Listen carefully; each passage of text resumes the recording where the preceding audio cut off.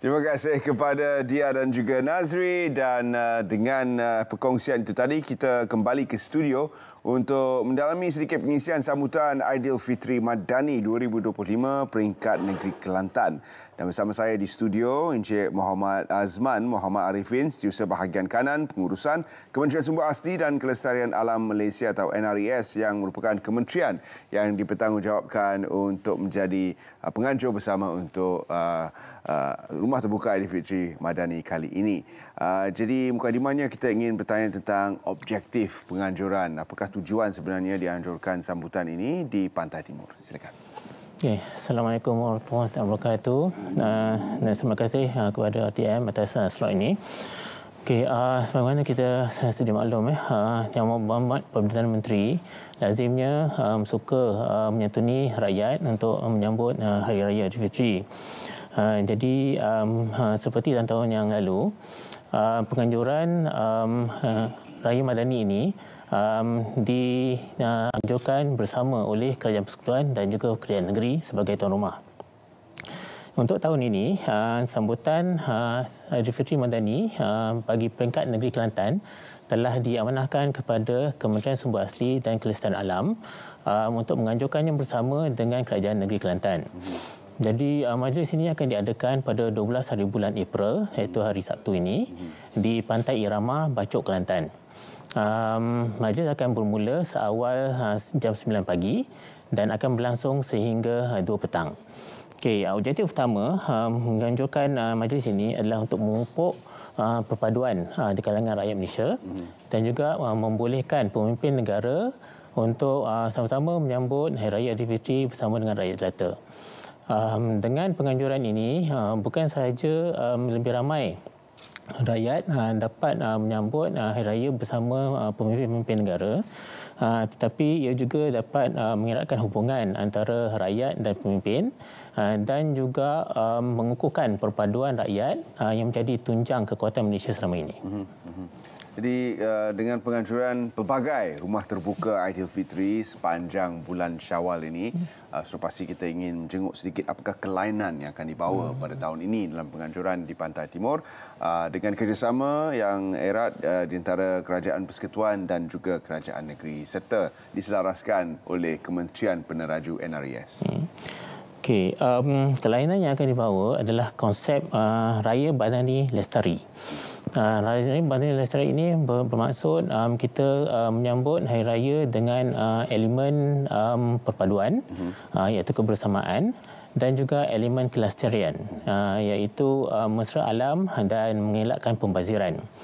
Ini adalah bersesuaian dengan panduan amalan hijau Majlis Rumah Terbuka Raya Lestari yang telah dikeluarkan oleh NRES pada bulan Mac yang lepas.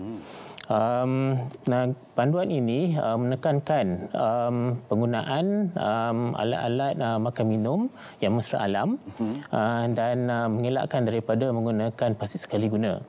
Selain daripada itu, sistem makanan juga diasingkan untuk menjadi baja kompos. Okey.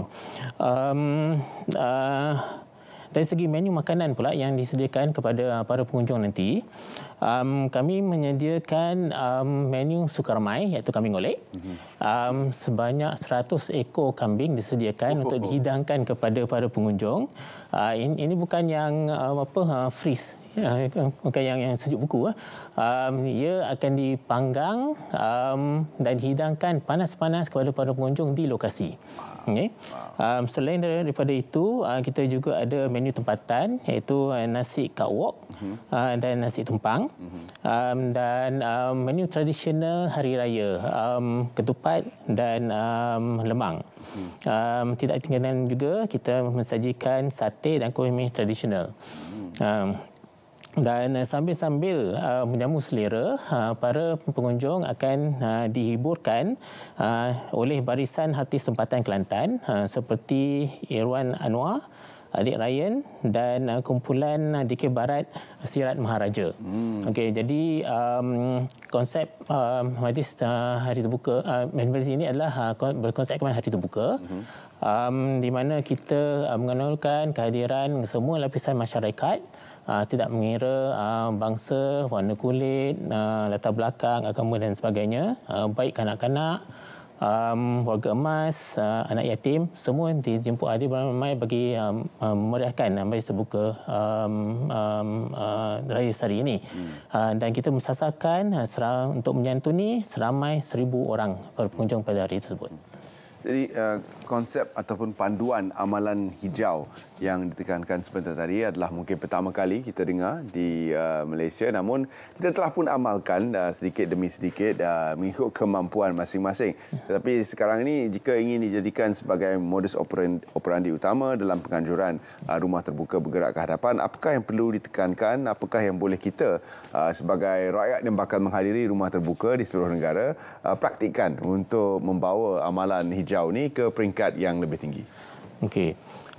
Pertama sekali, apabila berkunjung ke mana-mana majlis rumah terbuka, kita digalakkan untuk berkongsi kereta ataupun menggunakan pengangkutan awam.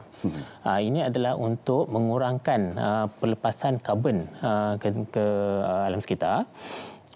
Bawa beg bekas makanan dan bekas minuman sendiri untuk mengelakkan penggunaan plastik sekali guna. Apabila menjamu selera, elakkan pembayaran, ambil sekadar perlu dan bersederhana. Penting tu. Ya, itu penting. Dan sisa-sisa makanan yang kita tak dapat konsum, kita asingkan untuk dijadikan baju kompos. Dan baju kompos ini boleh digunakan untuk membaja tanaman. Jadi sisa makanan itu tidaklah terbuang begitu saja. Ia boleh digunakan selanjutnya selepas itu. Dimanfaatkanlah. Ya. Jadi konsep kelestarian ini diperkenalkan kepada seluruh negara lah, seluruh rakyat, untuk memberi kesedaran kepada semua orang betapa pentingnya untuk kita menjaga alam sekitar dan juga mengambil sikap bersederhana, bertanggungjawab dan memelihara sumber alam yang diamanahkan kepada kita untuk menjaganya. Dan selain itu, Malaysia adalah merupakan pengerusi ASEAN untuk tahun 2025.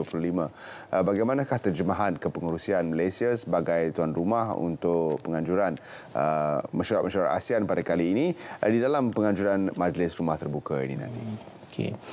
Pertama sekali kita patut acknowledge lah pemilihan Malaysia sebagai pengerusi ASEAN pada tahun ini adalah merupakan satu pengiktirafan antarabangsa khususnya di rantau ASEAN kepada kemampuan dan kebolehan kepimpinan negara. Okey, penganjuran mesyuarat dan program-program yang akan berlangsung nanti akan memberi limpahan ekonomi kepada masyarakat setempat, terutamanya di sektor pelancongan. Okey.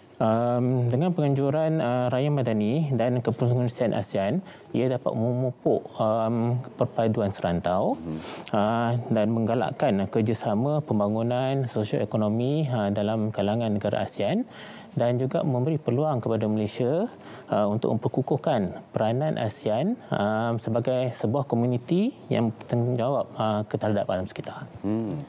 Dan selanjutnya, apakah hasrat kementerian dalam menjadi Kementerian Peneraju kali ini? Apakah harapan bergerak ke hadapan dalam penganjuran pada 12 April nanti terhadap sambutan yang bakal diterima dari segenap pelusuk masyarakat? Bagi pihak NRES, saya ingin mengemukakan kehadiran semua rakyat Malaysia di Kelantan dan juga di seluruh kawasan Pantai Timur untuk memeriahkan majlis ini pada hari Sabtu nanti. Di kesempatan ini, saya ingin mengajak semua rakyat Malaysia untuk meraihkan Aidilfitri ini dengan penuh kesederhanaan, mengamalkan gaya hidup hijau ataupun gaya hidup lestari, mengelakkan pembaziran, memelihara alam sekitar, dan semoga Syawal ini membawa keberkatan, kebahagiaan dan kesedaran betapa pentingnya untuk menjaga bumi yang kita diami ini, khususnya di Malaysia. Okay, dan suka saya mengucapkan selamat Hari Raya Aidilfitri, maaf zahir batin. Raya Lestari, Raya Berkat Ingat lestari, ingat NRIS. Terima kasih kita ucapkan kepada Kementerian NRIS di atas kesudian untuk bersama pagi ini dalam membincangkan tentang penganjuran Majlis Rumah Terbuka Aidilfitri Madani yang lestari yang bakal dijalankan di Kelantan. Jadi 12 hari bulan nanti sama-samalah turun untuk bersama-sama memeriahkan sambutan Syawal bersama dengan pemimpin negara dan jangan lupa 100 ekor kambing akan dipanggang khas untuk anda. Panas-panas. Panas-panas. Dan itu antara menu utama untuk kita sama-sama nikmati nanti. Terima kasih kita ucapkan.